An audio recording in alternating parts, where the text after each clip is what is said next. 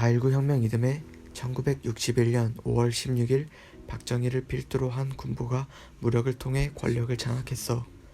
박정희는 사회가 불안정하기에 자신이 나선 것이라며 사회가 안정되면 다시 군인으로 돌아가겠다라고 말했지만 1972년 10월 박정희는 유신헌법을 통해 사실상 독재를 대놓고 하기 시작해.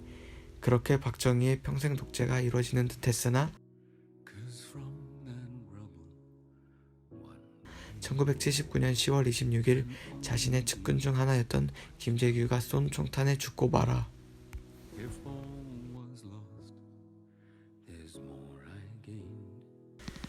그렇게 박정희의 18년 독재가 끝이 나게 되고 드디어 군사독재에 신음하던 수많은 국민들이 염원하던 민주주의로서의 첫걸음이 되긴커녕 돌연 전두환을 필두로 한 신군부가 12.12 군사정변을 일으켜 우리나라는 다시 한번 독재의 소용돌이로 빠지게 되지.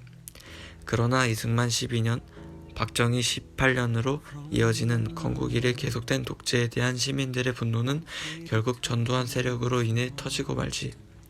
이때 수많은 민주화 운동이 일어나게 되는데 이 시기를 서울의 봄이라고 해. 체코 민주화를 이끈 프라하의 봄에서 따온 말이지.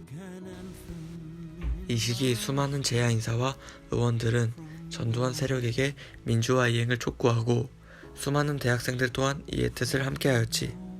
1980년 5월 10일 전국 총학생회장단은 계엄령 해제와 전두환 신현학의 퇴진을 담은 결의문을 포고하였고 이에 서울에서 대대적인 시위가 발생해 시위는 서울뿐만 아니라 저 멀리 300km가량 떨어진 광주에서도 일어났지.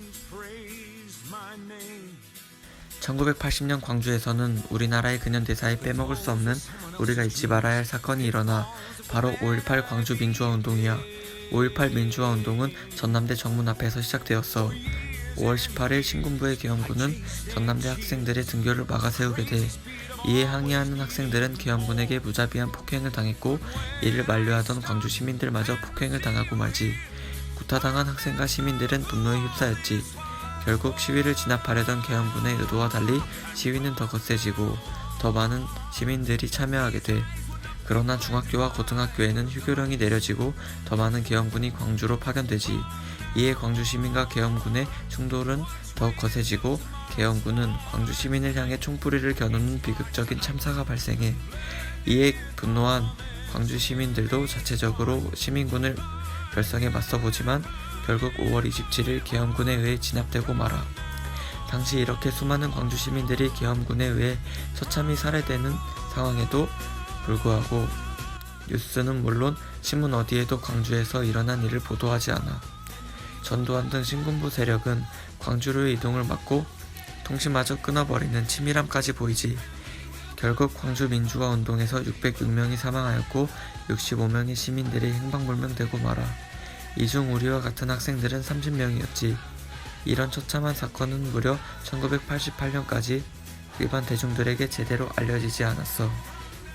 시간이 많이 흘러 1988년 드디어 국회는 5.18 민주화운동 진상조사특별위원회를 구성해 이로 인해 5.18 민주화운동에 대한 국민들의 관심이 뜨거워지자 당시 노태우 정부는 이를 무마하기 위해 전두환의 사과성명, 대통령의 대국민 특별담화 등 유화책을 펼치지.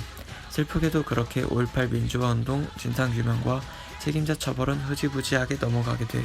1992년 김영삼의 문민정부가 들어서면서 다시 한번 국민들은 5.18 민주화운동 책임자의 처벌을 기대했으나 역사에 의한 처벌이라는 명목하에 소극적으로 진행되고 말아. 하지만 이번엔 국민들도 가만히 있지 않았어. 1994년 5.18 진상규명과 광주항쟁 정신계승 국민위원회가 이듬해 1995년 5.18 학살자 처벌특별법 제정 범국민 비상대책위원회까지 결성되게 돼. 그리하여 12월 19일 드디어 5.18 민주화 운동 등에 관한 특별법과 헌정질서 파괴범죄의 공소시효 등에 관한 특별법이 제정되지. 또한 1997년에는 5월 18일이 국가기념일로 제정되고 2001년에는 관련 피해자분들이 민주화 유공자를 인정받아지면서 조금이나마 5.18 민주화 운동에 대한 제도적 복권이 이루어져 5.18 민주화 운동은 한때 북한에 의한 폭동이라는 명칭으로 매도당하였지만 진상규명을 위한 국민들의 끈질긴 투쟁으로 그 명예를 회복할 수 있게 되었어. 동아시아의 작은 분단국가 대한민국에서 또 그 안의 작은 도시 광주에서 일어난 군사정권에 대한 시민들의 분노, 눈물 그리고 용기는 사람들의 마음에 울림을 주었고 아직까지도 독재정권에 대항해 맞서 싸우고 있는 세계 여러 나라에게 귀중한 경험을 제공해주고 있어.